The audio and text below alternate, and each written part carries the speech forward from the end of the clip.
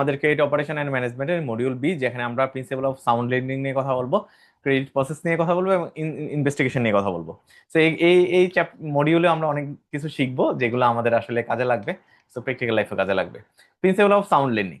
তো principal of sound lending এর principal গুলো কি কি? আমার প্রথমত হলো সাউন্ড লেন্ডিংটা কি, যে আমি যে লেন্ডিংটা করব, আমি যে লোনটা দিব, ওইটা যাতে আমার সিকিউরড লোন হয়, আমি যাতে টাকাটা ফেরত পাই, সহজ কথায় টাকাটা যাতে ডিফল্ট না হয়, আমি যাতে টাকা ফেরত পাই। সো ওইটা যে প্রসেসে আমি এনশিওর করবো, ওইটাকে আমি প্রিন্সিপাল অফ সাউন্ড লেন্ডিং বলতেছি। প্রথম হলো ক্রেডিট অর্ডিনেন্স, আমি কাস্টমারদের ক্রেডিট অর্ডিনেন্স আছে কিনা, তার টাকা রিপেমেন্ট করার ক্যাপাবিলিটি আছে কিনা ওইটা দেখবো। তো আমি একটু আমার internet.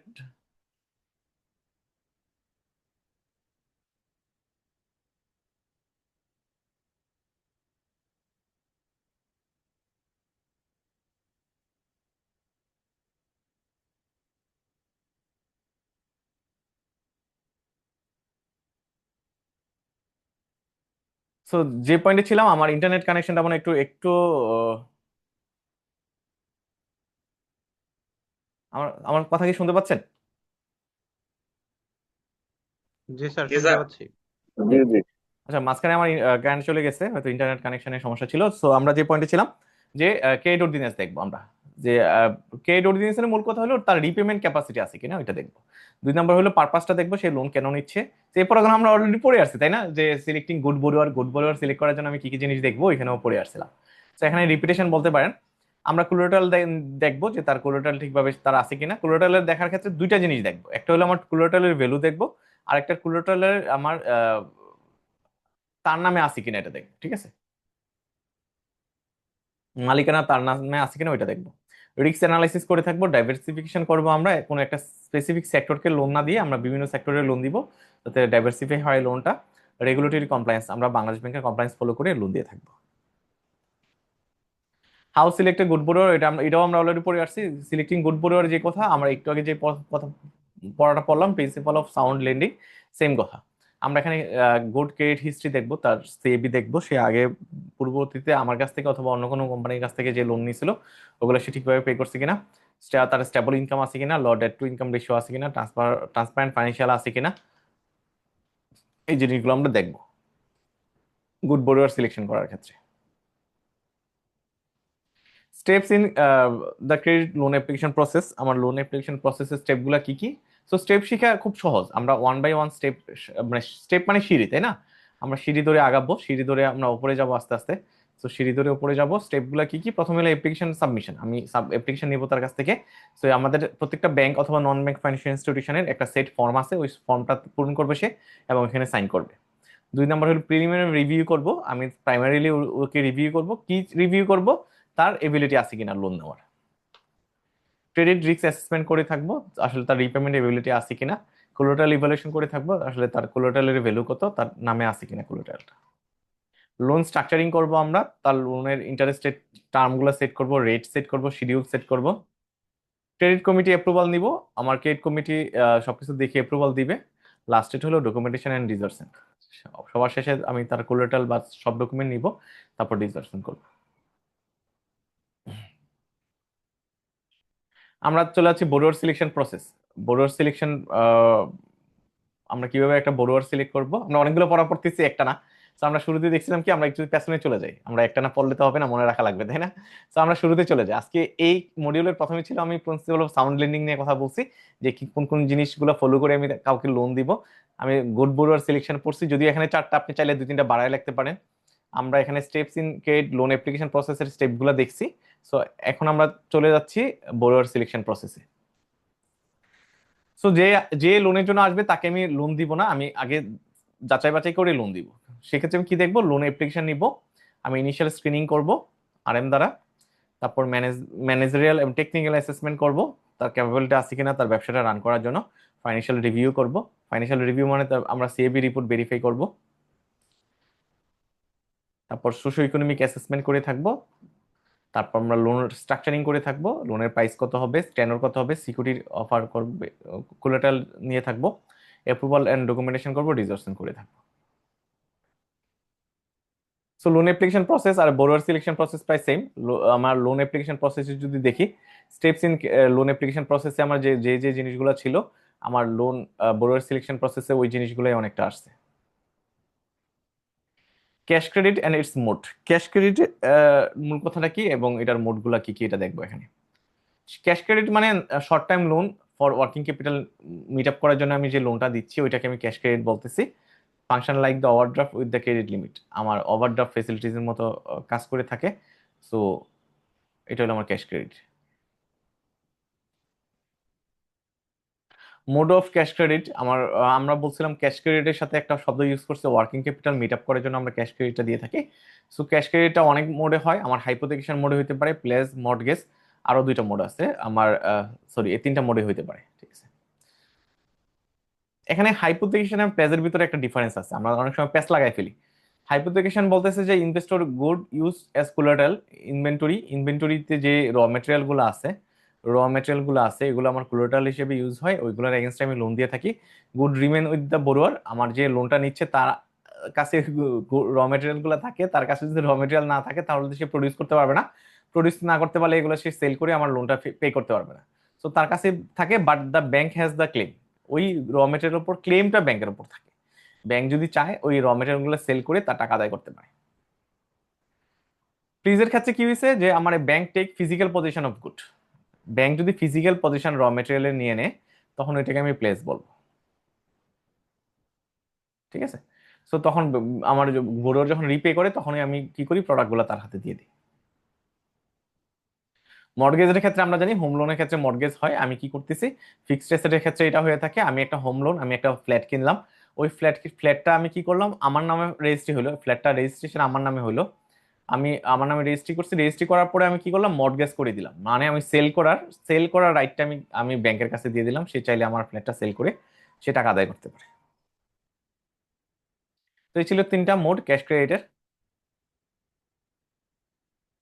Categories of ratio in boring analysis, আমি বোরিং অ্যানালাইসিস জন্য কিছু রেশিও অ্যানালাইসিস করে থাকি। আজকে ক্লাসে আমরা অনেকগুলো কনসেপচুয়াল টার্ম পড়বো, অ্যানালাইসিস টাইপের পড়াশোনা পড়বো, যেগুলো আসলে খুবই ইন্টারেস্টিং যদি আপনি বুঝতে পারেন আর কি। তো রেশিওর ক্যাটাগরি হলো liquidity ratio, leverage ratio, profitability ratio, আমার efficiency ratio, growth ratio, valuation ratio. প্রথমটাতে আসি আমি লিকুইডিটি রেশিও, নাম থেকে বোঝা যাচ্ছে যে লিকুইডিটি, আমি লিকুইড অ্যাসেট গুলো নিয়ে যে রেশিও।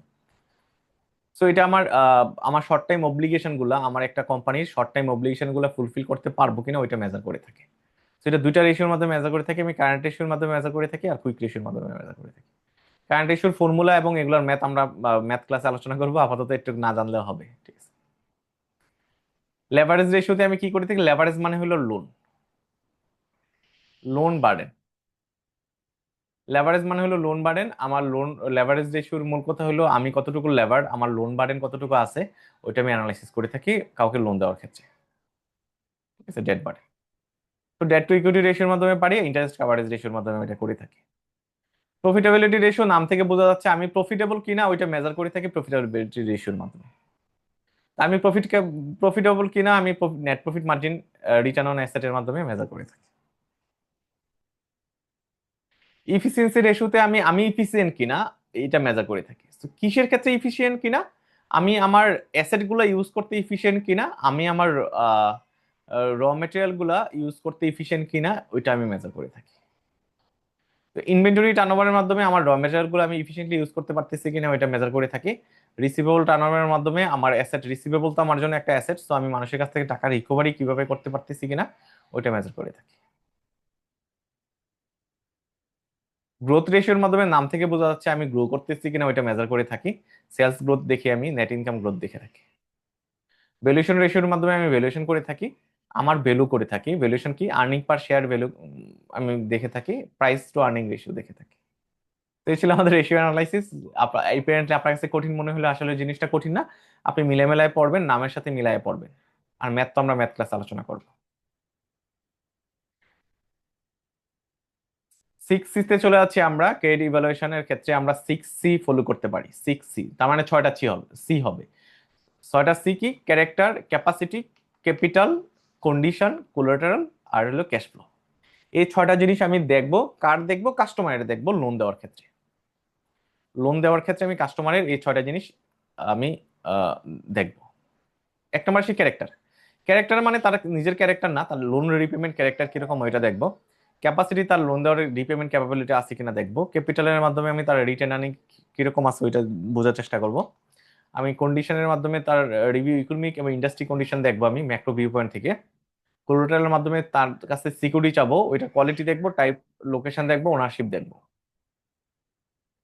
ক্যাশ ফ্লোর মাধ্যমে আমি দেখবো সে তার এনাফ ক্যাশ ফ্লো আছে কিনা আমার লোনটা রিপে করার জন্য, লোন রিপেমেন্টের জন্য। ঠিক আছে?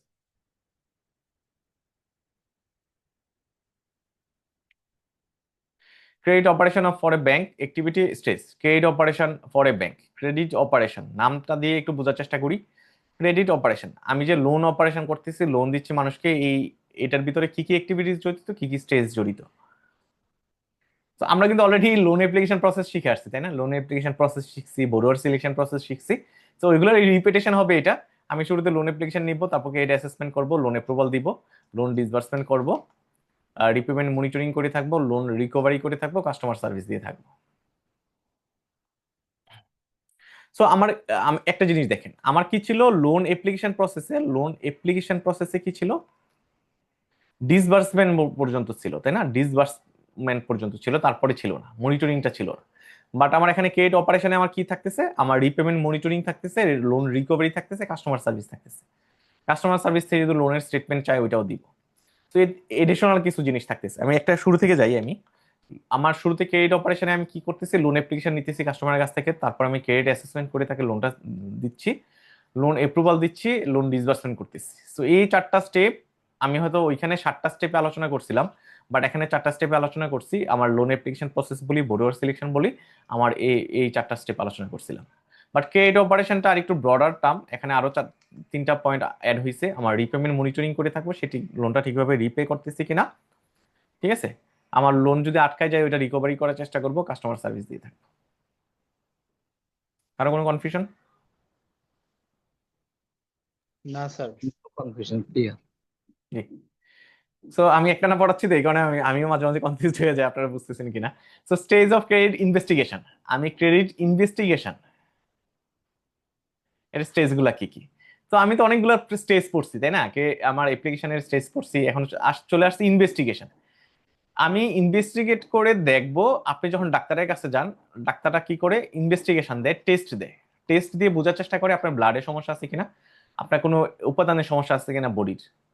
আর আমি লোন দেওয়ার ক্ষেত্রে আমি ইনভেস্টিগেট করে দেখবো যে কাস্টমারের সবকিছু ঠিক আছে কিনা, কাস্টমার আমি যাকে লোন দিব তার সবকিছু ঠিক আছে কিনা আমি ইনভেস্টিগেট করে দেখবো।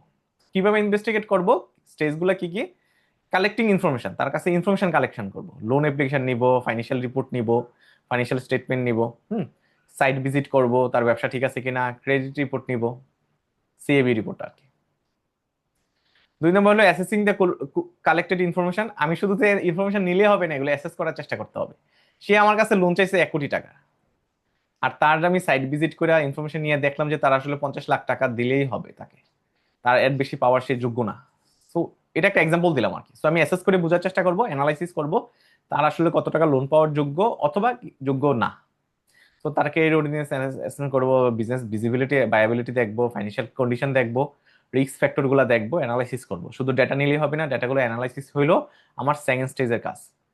থার্ড স্টেজে এসে আমি প্রিলিমিনারি স্ক্রিনিং করব, তাকে yes or no, yes or no. Yes হইলে আমি নেক্সট স্টেপে যাব, বিজনেস প্রসপেক্ট দেখবো বড়ুয়ারের, ঠিক আছে, গ্রোথ পটেনশিয়ালটা দেখবো। 5 নম্বর হলো ইন্ডাস্ট্রি এবং বিজনেস রিস্ক অ্যানালাইসিস করবো। শুধু তাকে অ্যানালাইসিস করলে হবে না, তার বিজনেস ইন্ডাস্ট্রি, যে ইন্ডাস্ট্রিতে সে ব্যবসা করতেছে ওইটাও অ্যানালাইসিস করবো।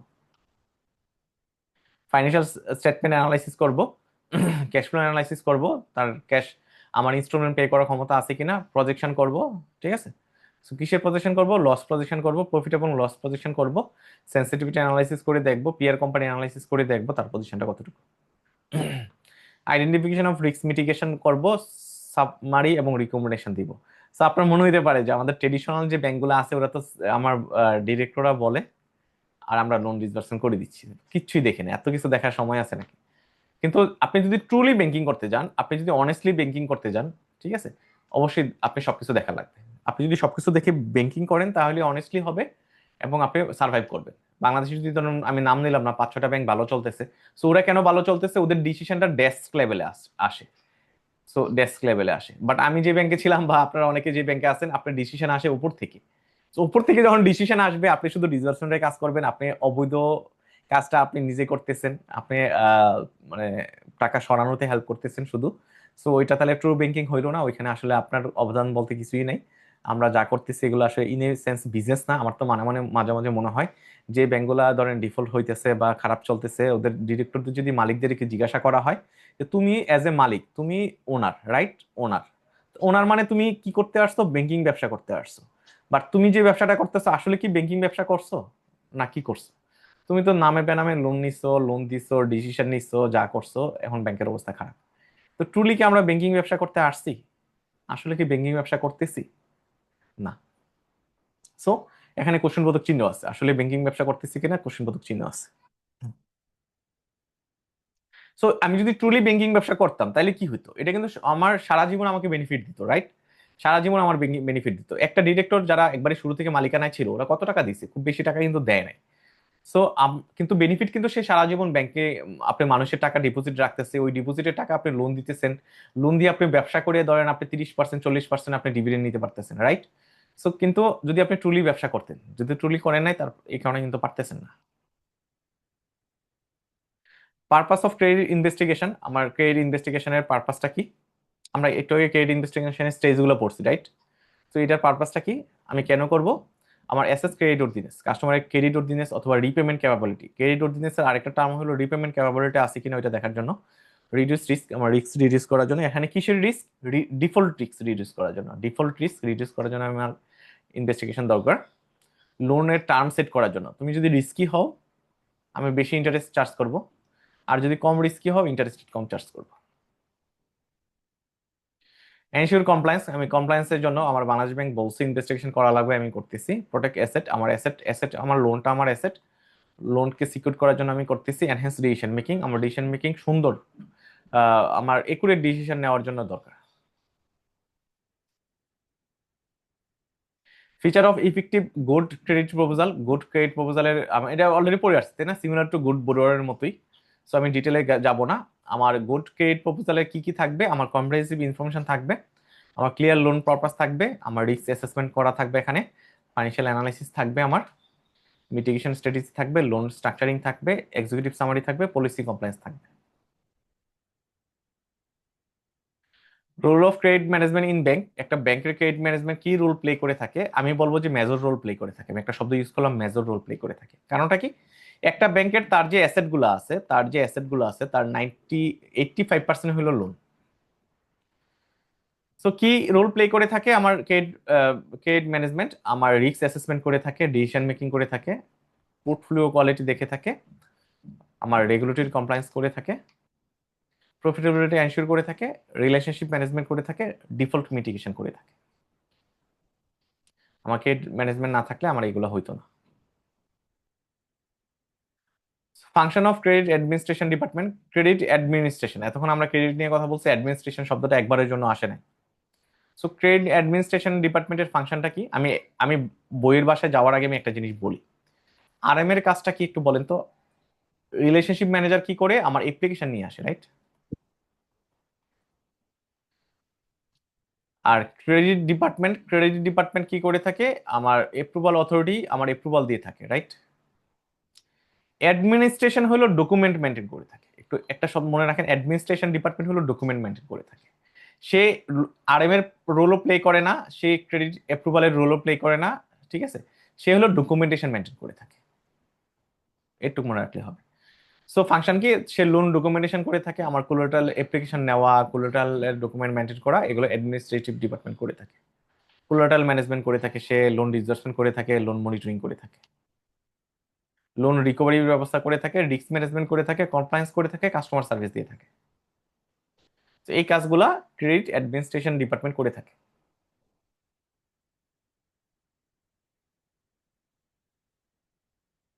Objective of financial statement analysis, আমরা অন্য একটা চলে যাচ্ছি, ফাইন্যান্সিয়াল স্টেটমেন্ট অ্যানালাইসিস। আমি যেহেতু সিএফএ চার্টার্ড, সো আমার কিন্তু এগুলো নিয়ে পড়াশোনা ছিল, ফাইন্যান্সিয়াল স্টেটমেন্ট অ্যানালাইসিস করা, প্রপার ইনভেস্টমেন্ট ডিসিশন নিয়ে আসা। সো ফাইন্যান্সিয়াল রাহুল ভাই স্টেটমেন্ট, একটা কোশ্চেন ছিল। জি বলে। অ্যাডমিনিস্ট্রেশন ডিপার্টমেন্টে কাস্টমার সার্ভিসের যে বিষয়টা, এটা ওরা কিভাবে কাস্টমার সার্ভিসটা দিবে? আচ্ছা, কাস্টমার সার্ভিসটা কি ধরেন,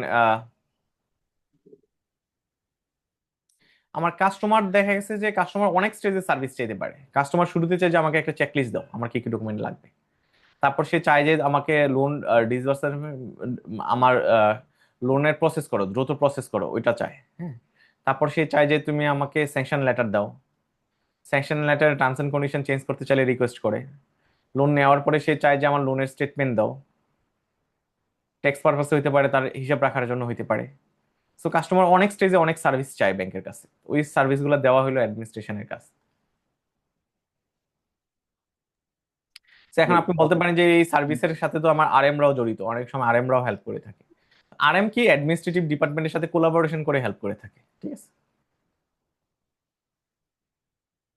আরএমটা হলো মার্কেটিং জব, এটা হলো মার্কেটিং রিলেটেড জব, বা অফিসিয়াল রোলটা প্লে করে থাকে অ্যাডমিনিস্ট্রেটিভ ডিপার্টমেন্ট। ক্লিয়ার? জি, থ্যাংক ইউ। স্যার কিছুক্ষণ আগে যে রিস্কের ব্যাপার একটা বিষয় বলছিলেন স্যার, যে মানে কাস্টমার যদি রিস্কই বেশি হয় তাহলে আমরা হচ্ছে গিয়ে তাকে বেশি ইন্টারেস্ট চার্জ করি, আর যদি রিস্ক কম হয় তাহলে ইন্টারেস্ট কম চার্জ করি। এক্ষেত্রে স্যার আসলে যদি এজ এ আমি লোন টেকার হই, আমি কি ধরে নিব যে ব্যাংক চায় না যে তার লোনটা রিকভারি হোক, যেহেতু সে আমাকে বেশি ইন্টারেস্ট চার্জ করতেছে। তো বেশি ইন্টারেস্ট চার্জ করলে তো আমার পার ইনস্টলমেন্টে বেশি টাকা পড়বে, এটা কি আমি আসলে কি ধরে নিব?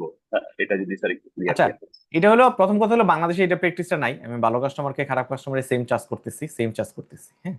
বাট অ্যাকচুয়ালি হওয়ার কথা ছিল কি, যে ভালো কাস্টমার সে যার সিএভি ভালো সবকিছু ভালো তাকে আমি কম চার্জ করব, যে খারাপ তাকে বেশি চার্জ করব। এখন আপনার পয়েন্টে আসি, যে বেশি মানে রিস্কি তাকে বেশি চার্জ করলে তো তার কষ্ট বেড়ে যাচ্ছে, তার তো না দেওয়ার চান্সটা আরো বেশি যাচ্ছে, বেড়ে যাচ্ছে। তো এখানে ব্যাংকের পয়েন্ট থেকে কি ধরেন, ব্যাংকের পোর্টফোলিও তো আসলে ধরেন যে ব্যাংক অলরেডি, ধরেন আপনি যদি ব্র্যাক ব্যাংকের কথা ধরেন, ব্র্যাক ব্যাংক অলরেডি ভালো চলতেছে, তার ধরেন লোনের এনপিএল রেশিও হলো মাত্র 3%। হ্যাঁ। তো তার প্রফিট বাড়ানোর জন্য, এই ব্র্যাক ব্যাংকের প্রফিট মার্জিন বাড়ানোর জন্য সে তো ধরেন 5% লোন তো রিস্কি কাস্টমারকে দিতেই পারে। রিস্কি কাস্টমার বলতে যে আমি শিওর যে সে ডিফল্ট হবে জিনিসটা তা না। রিস্কি কাস্টমার বলতে আমি বলতে পারি ধরেন চাল ডাল, চাল ডাল নতুন একটা ইনিশিয়েটিভ নিয়ে আসছে, পাঠাও। ওরা এখনো ওরা স্টার্ট আপে আছে, ধরেন 10 মিনিট স্কুল, এখনো তারা এক্সপানশনে আছে, ওরা ব্যবসা করতে পারবে কি না পারবে। যদি ব্যবসা করে তাহলে অনেক ব্যবসা করতে পারবে, আর যদি ফল করে তাহলে আসলে আমার লস হবে। সো ওই টাইপের কাস্টমারকে যখন আমি লোন দিব তখন আমি তাকে বেশি চার্জ করলাম। বেশি চার্জ করলে সুবিধা হবে, আমার ইনকাম বেড়ে যাবে। আর যদি সে সাকসেস হয় তাহলে তো আমার বেশি রিটার্ন আসলো। সো এগুলো অনেক ফ্যাক্টরের উপর ডিপেন্ড করে, যে আমার অলরেডি আমি কতটুকু রিস্ক নিচ্ছি ওইটার উপর ডিপেন্ড করবে আমি রিস্কি কাস্টমারকে লোন দিব কিনা। এখন আপনার উল্টাটা কাস্টমারের বিবরণ থেকে বলি, রিস্কি কাস্টমার কেন বেশি ইন্টারেস্টে রাজি আছে লোন নেওয়ার জন্য। কারণ সে তো কোথাও থেকে লোন পাচ্ছে না, সে রিস্কি মানে সবার জন্যই রিস্কি, সবাই তার কাছে বেশি চার্জ করে, সো সে বেশি ইন্টারেস্টে লোন দিতে রাজি আছে। ক্লিয়ার?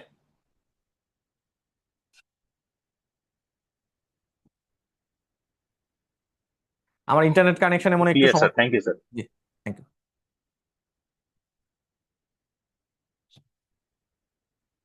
তো আমরা এখানে চলে যাচ্ছি objective of financial statement analysis, আমরা ফাইন্যান্সিয়াল স্টেটমেন্ট অ্যানালাইসিসের অবজেক্টিভে চলে যাচ্ছি। আমার ফাইন্যান্সিয়াল স্টেটমেন্ট, আমি প্রথমে আসি ফাইন্যান্সিয়াল স্টেটমেন্ট বলতে কি বোঝা যায়। ফাইন্যান্সিয়াল স্টেটমেন্ট হলো আমার ব্যালেন্স শিট এক নম্বরে, দুই নম্বর হলো আমার ইনকাম স্টেটমেন্ট, প্রফিট আর লস অ্যাকাউন্টও বলতে পারি, প্রফিট এবং লস অ্যাকাউন্টও বলতে পারি। তিন নম্বর হলো আমার কি cash flow, cash flow statement. চার নাম্বার হলো আমার ওনার ইকুইটি, ওনার ওনার ইকুইটি স্টেটমেন্ট, ঠিক আছে, ওনার ইকুইটি স্টেটমেন্ট। এই চারটাকে আমি ফাইন্যান্সিয়াল স্টেটমেন্ট বলতেছি। এই ফাইন্যান্সিয়াল স্টেটমেন্ট অ্যানালাইসিস করে আমি বড়োয়ারে কি করতে পারি, আমি জাজ করতে পারি তার অবস্থা কি। সো ফাইন্যান্সিয়াল স্টেটমেন্টের অবজেক্টিভ গুলো কি কি, উদ্দেশ্যগুলো কি কি, কেন আমি ফাইন্যান্সিয়াল স্টেটমেন্ট অ্যানালাইসিস করব। অ্যাসেস দ্য অপারেটিং ইফিসিয়েন্সি, সে আসলে ইফিসিয়েন্টলি অপারেট করতে পারতেছে কিনা ওইটা আমি বোঝার চেষ্টা করব ফাইন্যান্সিয়াল স্টেটমেন্ট অ্যানালাইসিসের মাধ্যমে। সো অপারেশনাল এফিসিয়েন্সি কিভাবে বুঝবো, এফিসিয়েন্সি রেশিওর মাধ্যমে। তার রিসিভেবল টার্নওভার দিয়ে বুঝবো, ইনভেন্টরি টার্নওভার দিয়ে বুঝবো সে এফিসিয়েন্টলি অপারেশন করতেছে কিনা। লিকুইডিটি অ্যানালাইসিস করে আমি বুঝবো তার লিকুইডিটি অবস্থা কিরকম, তার ডেট বেশি না, সরি তার ability to meet short term obligation. তো আমার কারেন্ট রেশিও দিয়ে আমি বুঝবো, কুইক রেশিও দিয়ে বোঝার চেষ্টা করবো তার লিকুইডিটি আছে কিনা। প্রফিটেবিলিটি অ্যাসেসমেন্ট করে থাকবো সে প্রফিটেবল কিনা, নেট প্রফিট মার্জিন দিয়ে আমি বুঝবো তার প্রফিটেবল কিনা। Marketability ratio just viability of product and service, তার মার্কেটেবিলিটি রেশিও তার প্রোডাক্টের গ্রহণযোগ্যতা আছে কিনা, ওইটা রেশিও দিয়ে হবে না, ওইটা অন্যভাবে জাজ করার চেষ্টা করবো।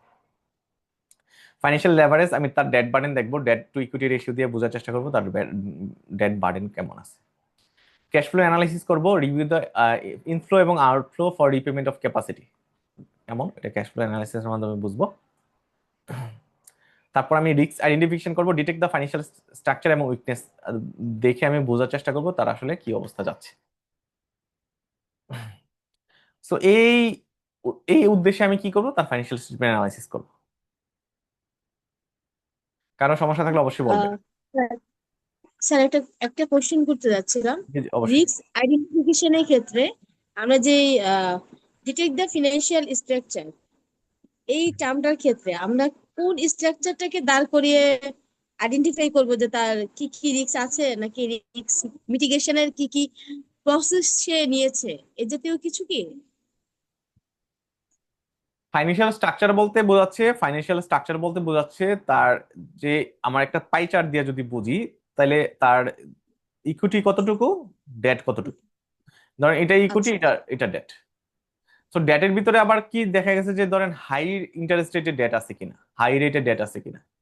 তো এইভাবে আমি আচ্ছা। তার ফাইন্যান্সিয়াল স্ট্রাকচারটা বোঝার চেষ্টা করবো, সে মানে ডেট বার্ডেন তার বেশি কিনা, ডেট বার্ডেনের ভিতর তার ইন্টারেস্ট বার্ডেন বেশি আছে কিনা। So, ওইটা বোঝাচ্ছে আর কি। এটা দিয়ে বোঝার চেষ্টা করবো তার আসলে কি অবস্থায় আছে সে যদি অলরেডি লোন এটা বার্ডেনে কি বেশি থাকে।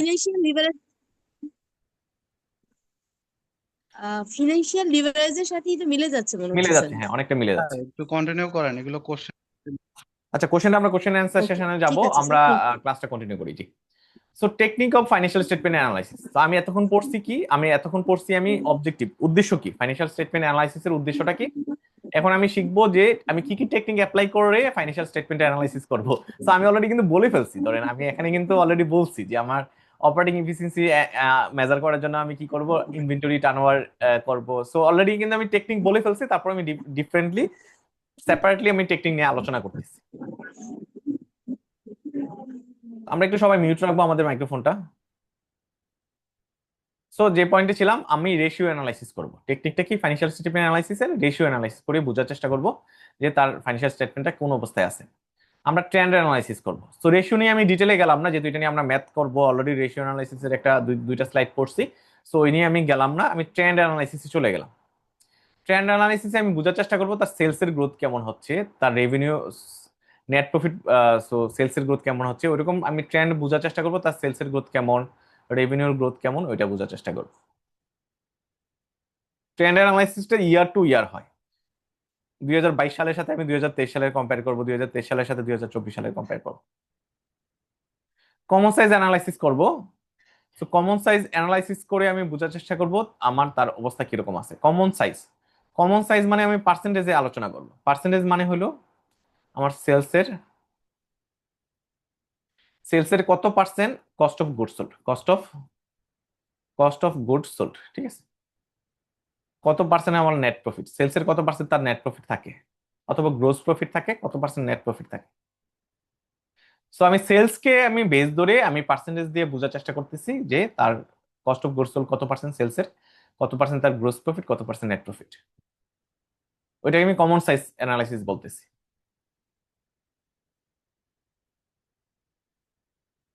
যেমন এখানে বলছি inventory represent 20% of the total অ্যাসেটের 20% হলো ইনভেন্টরি। সো আমি কমন সাইজ করে ফেলতেছি, পার্সেন্টেজ দিয়ে, কমন সাইজ মানে পার্সেন্টেজ দিয়ে বোঝার চেষ্টা করতেছি, এভাবে মনে রাখলে হবে। হরিজন্টাল অ্যানালাইসিস হলো আমার, এটা হলো ভার্টিক্যাল, রাইট, এটা হলো ভার্টিক্যাল আর এটা হলো হরিজন্টাল। সোয়ানো যেটা, এটা হলো হরিজন্টাল। তো হরিজন্টাল অ্যানালাইসিস মানে হলো ইয়ার টু ইয়ার অ্যানালাইসিস করব। 2022-এর সাথে 2023-এর অ্যানালাইসিস করব, 2023-এর সাথে 2024-এর অ্যানালাইসিস করব। এটা হরিজন্টাল অ্যানালাইসিস বলতেছি। আমি আরেকটা শব্দ ইউজ করলাম, হরিজন্টাল অ্যানালাইসিস মানে ওভার দা ইয়ারে আমি বোঝার চেষ্টা করব তার সেলস গ্রোথ কত, সেলসের গ্রোথ কত পার্সেন্টেজে, সেলস কত গ্রোথ, নেট প্রফিটের কেমন গ্রোথ, রেভিনিউর কেমন গ্রোথ, আমি অ্যানালাইসিস করব। সেলস মানে তো রেভিনিউ, গ্রোস প্রফিটের কত গ্রোথ ওভার দ্য ইয়ার। কারো কোনো confusion? From 1 year to another year, এক বছর থেকে আরেক বছরে তার সেলস কত পার্সেন্ট বাড়ছে, নেট প্রফিট কত পার্সেন্ট বাড়ছে, ওইটা চিন্তা করবো। এখন আপনি বলতে পারেন সমীর ভাই, আপনি তো পার্সেন্টেজ বলছেন যে কমন সাইজ অ্যানালাইসিস মানে পার্সেন্টেজ। এটা কমন সাইজ অ্যানালাইসিস পার্সেন্ট হলো সেম ইয়ারে হয়, সেম ইয়ার। আমি 2022 সালেরই আমি সেলসের সাথে কম্পেয়ার করতেছি, আমার গ্রোস প্রফিটের, কস্ট অফ গুডস সোল্ডের। ঠিক আছে, আর কোনো কনফিউশন?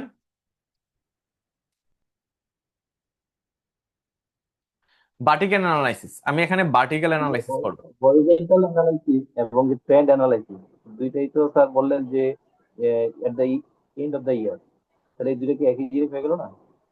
হ্যাঁ, দুটো সেম হয়ে গেল। হ্যাঁ, দুটো হরিজন্টাল অ্যানালাইসিস, এর ভিতরে একটা পার্ট হলো ট্রেন্ড অ্যানালাইসিস।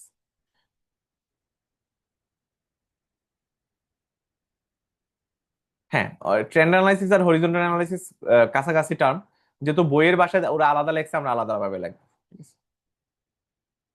ভার্টিক্যাল অ্যানালাইসিসের সাথে আবার কি কমন সাইজ অ্যানালাইসিসের একটা মিল আছে। ভার্টিক্যালি আমি কি করতেছি, আমি সেম ইয়ারে ভার্টিক্যালি দেখতেছি, এই যে ভার্টিক্যালি দেখতেছি সেম ইয়ারে আমি ভার্টিক্যালি অ্যানালাইসিস করতেছি। সো আমার ভার্টিক্যাল অ্যানালাইসিসের সাথে আমার কমন সাইজ অ্যানালাইসিসের একটা মিল আছে।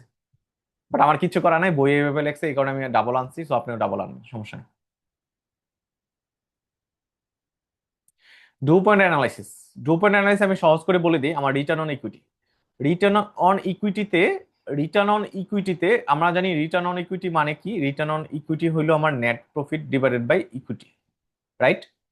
তো রিটার্ন অন ইকুইটি আমি তিনটা ভাবে ভাগ করতে পারি: net profit margin, asset turnover, equity multiplier. তিনটা রেশিওকে গুণ করলেও আমার রিটার্ন অন ইকুইটি দাঁড়াচ্ছে। তো ডু পয়েন্ট অ্যানালাইসিস তখন আমি বলবো, আমি শুধু রিটার্ন অন ইকুইটি ফর্মুলা হলো এটা, ওনার ইকুইটি, ঠিক আছে? Net profit divide by owner equity হলো আমার রিটার্ন অন ইকুইটির ফর্মুলা। বাট এখানে আমরা ডু পয়েন্ট অ্যানালাইসিস বলতেছি। তো ডু পয়েন্ট অ্যানালাইসিস আর রিটার্ন অন ইকুইটির ভিতর ডিফারেন্সটা হলো, ডু পয়েন্ট বলতেছে রিটার্ন অন ইকুইটিতে আমার এই net profit margin, asset turnover এবং ইকুইটি মাল্টিপ্লায়ার তিনটার ভিতরে কার কন্ট্রিবিউশন বেশি ওইটা মেজার করি ডু পয়েন্ট অ্যানালাইসিসের মাধ্যমে। আমি আবারও রিপিট করতেছি, আমার রিটার্ন অন ইকুইটিতে net profit margin, asset turnover না ইকুইটি মাল্টিপ্লায়ার কার কন্ট্রিবিউশন বেশি ওইটা অ্যানালাইসিস করে থাকি ডু পয়েন্ট অ্যানালাইসিসের মাধ্যমে।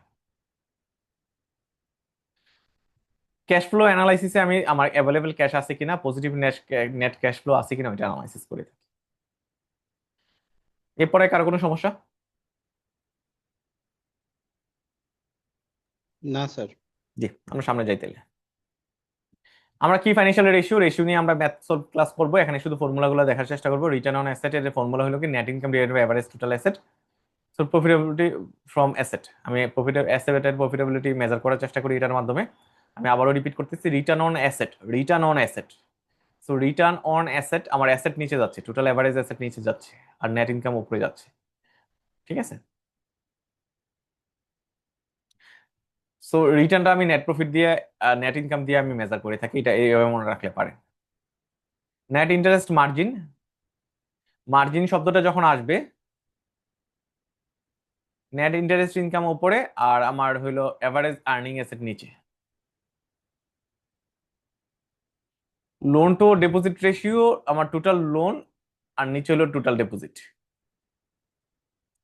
ক্যাপিটাল এডিকুইসি রেশিও আমরা সবাই জানি, আমরা রিস্ক ম্যানেজমেন্টে এটা নিয়ে পড়াশোনা করছি। টায়ার 1 ক্যাপিটাল, টায়ার 2 ক্যাপিটাল, মানে ইলিজিবল ক্যাপিটাল উপরে থাকে, এর দুটো মিলে হলো ইলিজিবল ক্যাপিটাল উপরে থাকে, নিচে হলো রিস্ক ওয়েটেড অ্যাসেট। তো এই রিস্ক ওয়েটেড অ্যাসেটের ভিতরে আমার ক্রেডিট রিস্ক ওয়েটেড অ্যাসেট আছে, মার্কেট রিস্ক ওয়েটেড অ্যাসেট আছে, অপারেশনাল রিস্ক ওয়েটেড অ্যাসেট আছে। আমরা শুধু ফর্মুলাগুলো মনে রাখি, পরে আমরা ম্যাথ করব। অ্যাসেট কোয়ালিটি রেশিওতে আমার এনপিএল এর সাথে আমি টোটাল অ্যাসেটের, টোটাল লোনের কম্পেয়ার করব।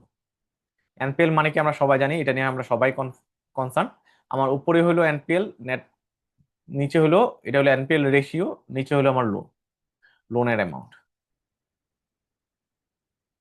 সো এনপিএল 5% মানে হলো আমার 100 টাকা লোনের ভিতরে 5 টাকা হলো bad loan. Category of ratio for borrower analysis, মানুষ আমার কাছে টাকার জন্য আসছে, আমি তাকে অ্যানালাইসিস করব কিভাবে, তার লিকুইডিটি রেশিও করব। আমি কারেন্ট রেশিও এবং কুইক রেশিও দিয়ে তার লিকুইডিটি অ্যানালাইসিস করব। লিকুইডিটি অ্যানালাইসিস করা মানে হলো তার তার শর্ট টার্ম লাইবিলিটি গুলা ফিল করার এবিলিটি আছে কিনা। তো আমরা সবাই কারেন্ট রেশিও জানি, current asset divided by current liability, এটা সবাই জানি, না জানার কোনো কারণ নাই। কুইক রেশিওতে আমরা কি করতেছি, কারেন্ট অ্যাসেট থেকে ইনভেন্টরি বাদ দিয়ে আমি কারেন্ট লাইবিলিটি দিয়ে ভাগ করতেছি, সো এটাও জানি। তাহলে লিকুইডিটি রেশিওর পরে আমি চলে যাচ্ছি সলভেন্সি রেশিও। সোলভেন্ট মানে সে সোলভেন্ট কিনা, হ্যাঁ।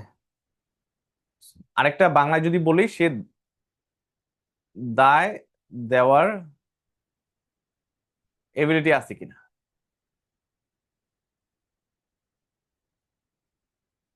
তার যে লোন আছে লোনগুলো দেওয়ার এবিলিটি আছে কিনা ওইটাকে আমি বলি solvency ratio. So debt to equity ratio আমার solvency ratio, debt ratio, total debt divide by total asset, total debt divide by total equity দিয়ে বোঝার চেষ্টা করি তার ডেট বার্ডেন কেমন। প্রফিটেবিলিটি রেশিও দিয়ে বোঝার চেষ্টা করি তা সে প্রফিটেবল কিনা। Return on asset, return on equity দিয়ে বোঝার চেষ্টা করি সে প্রফিটেবল কিনা। এফিসিয়েন্সি রেশিও দিয়ে বোঝার চেষ্টা করি সে এফিশিয়েন্ট কিনা, যেমন asset turnover ratio, inventory turnover ratio. Asset turnover ratio হলো net sales divide by average total asset, cost of goods sold divide by average total inventory. এখানে আপনাদের একটা টেকনিক শিখে দিই আপনি। এই টার্নওভার শব্দটা যখন থাকবে তখন এই অ্যাসেটটা নিচে চলে যাবে। অ্যাসেট টার্নওভার মানে অ্যাসেট নিচে চলে যাবে। আমি আবারও বলতেছি, টার্নওভার শব্দ যখন থাকবে, টার্নওভার শব্দ যখন থাকবে তখন অ্যাসেট হলো নিচে চলে যাবে। অ্যাসেট টার্নওভার মানে অ্যাসেট নিচে চলে যাবে, টোটাল অ্যাসেট। ইনভেন্টরি টার্নওভার মানে ইনভেন্টরি নিচে চলে যাচ্ছে। আর তার বাকি রেশিওগুলো দেখেন আপনি, রিটার্ন অন অ্যাসেট আমি রিটার্ন উপরে, নেট ইনকাম উপরে, return on equity net income উপরে। সো প্রথম শব্দটা উপরে ছিল। ডেট টু ইকুইটি রেশিও উপরে, ডেট ডেট রেশিওতেও ডেট উপরে, কারেন্ট রেশিওতেও হইলো টোটাল অ্যাসেট উপরে নিচে। তাহলে এই দুইটা রেশিওতে কি ছিল, প্রথম শব্দটা উপরে ছিল, ডেট রেশিও ডেট উপরে, তাই না? ডেট রেশিও ডেট উপরে, ডেট টু রেশিও ডেট উপরে, রিটার্ন রেশিও রিটার্ন উপরে। শুধু টার্নওভারের ক্ষেত্রে কি হচ্ছে, প্রথম শব্দটা নিচে চলে যাচ্ছে। অ্যাসেট টার্নওভার মানে অ্যাসেট নিচে চলে যাচ্ছে, টোটাল অ্যাসেট। কারো কোনো কনফিউশন?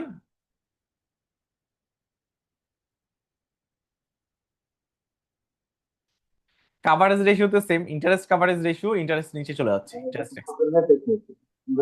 বলেন। ডেট সার্ভিস কাভারেজ রেশিও আমার ডেট নিচে চলে যাচ্ছে, ডেট সার্ভিস। সো কাভারেজ এবং টার্নওভার, এই টার্নওভার এবং কাভারেজ এই দুইটা শব্দ যখন থাকবে তখন আমার প্রথম শব্দটা নিচে চলে যাবে। Leverage ratio, financial leverage ratio, average total asset divide by average equity, equity multiply হলো total asset divide by total equity. So এই ছিল আমার রেশিও। আমরা আজকে ক্লাস একবারে শেষ পর্যায়ে চলে আসছি, আর কয়েকটা স্লাইড আছে, আমরা একটু মনোযোগটা ধরে রাখবো। লম্বা ক্লাস, লম্বা পড়াশোনা, অনেক পড়াশোনা কারোই ভালো লাগে না, এটা স্বাভাবিক। সো বাট কিচ্ছু করার নাই, যেহেতু আমাদের পড়াশোনা করা লাগবে, সো আমরা একটু মনোযোগটা ধরে রাখবো। সো আইসিআরএস মানে হলো ইন্টারনাল ক্রেডিট রেটিং সিস্টেম, যেটা আগে ছিল সিআরজি ছিল, ক্রেডিট রিস্ক গ্রেডিং ছিল, এখন হলো internal credit risk rating system. Internal credit risk rating system আমার কেন ইম্পর্টেন্ট, কেন গুরুত্বপূর্ণ, কেন রিস্ক অ্যাসেসমেন্টের জন্য গুরুত্বপূর্ণ, স্ট্যান্ডার্ডাইজ ইভালুয়েশনের জন্য গুরুত্বপূর্ণ, ডিসিশন মেকিং টুলসের জন্য গুরুত্বপূর্ণ, রেগুলেটরি কমপ্লায়েন্সের জন্য গুরুত্বপূর্ণ, ক্রেডিট রিস্ক মিটিগেট করার জন্য গুরুত্বপূর্ণ, প্রফিটেবিলিটি পোর্টফোলিও কোয়ালিটি মেনটেন করার জন্য গুরুত্বপূর্ণ। আমি ডিটেলে আর গেলাম না। Internal credit risk rating, Bangladesh bank internal credit risk rating গুলা কি কি দিছে আমার। Internal credit risk rating, internal credit risk rating কি কি ক্যাটাগরিতে ভাগ করছে আমার। সুপিরিয়র, এক্সিলেন্ট ক্রেডিট কোয়ালিটি যদি থাকে তাকে আমি সুপিরিয়র বলবো, গুড বলবো কাকে, স্ট্রং ক্রেডিট কোয়ালিটি যদি থাকে গুড বলবো, অ্যাকসেপ্টেবল বলবো কাকে, স্যাটিসফ্যাক্টরি ক্রেডিট কোয়ালিটি যদি থাকে অ্যাকসেপ্টেবল বলবো, মার্জিনাল বলবো কাকে, এডুকেট ক্রেডিট কোয়ালিটি যদি থাকে তাকে মার্জিনাল বলবো, স্পেশাল মেনশন কাকে বলবো, পটেনশিয়াল উইকনেস যদি থাকে স্পেশাল মেনশন বলো, সাবস্ট্যান্ডার্ড বলবো কাকে, সিগনিফিকেন্ট রিস্ক যদি থাকে, ডাউটফুল বলবো হাই রিস্কি যদি হয়, ব্যাড এন্ড লস বলবো ভেরি হাই রিস্কি যদি হয়। তো এই ছিল আজকের পড়া। আমরা আজকে পড়া শেষ করার আগে একটু দেখে আসি আজকে পড়ায় আমি ক্লাসে কি কি পড়ছি। আমরা আজকে ক্লাসে ইন্ট্রোডাক্টরি ক্লাসে আমরা আমরা লোনের ডেফিনিশন শিখছি, বোরোয়ারের টাইপস শিখছি, আমরা কোয়ালিটি অফ গুড বোরোয়ার শিখছি, হ্যাঁ, গুড ক্রেডিট প্রপোজালের কি কি জিনিস দরকার হয় এগুলো শিখছি। আর এখানে আমরা সিএমএসএমই নিয়ে কথা বলছি, আনএমপ্লয়মেন্ট নিয়ে কথা বলছি, ইন ডিটেল আলোচনা করছি। আজকে ক্লাসে সেকেন্ড চ্যাপ্টারে আমরা প্রিন্সিপাল অফ সাউন্ড লেন্ডিং নিয়ে কথা বলছি, আমরা ফাইন্যান্সিয়াল স্টেটমেন্ট অ্যানালাইসিস নিয়ে কথা বলছি। সো আমরা ফাইন্যান্সিয়াল স্টেটমেন্ট অ্যানালাইসিসের ডিটেলে মাত্র আলোচনা করছি।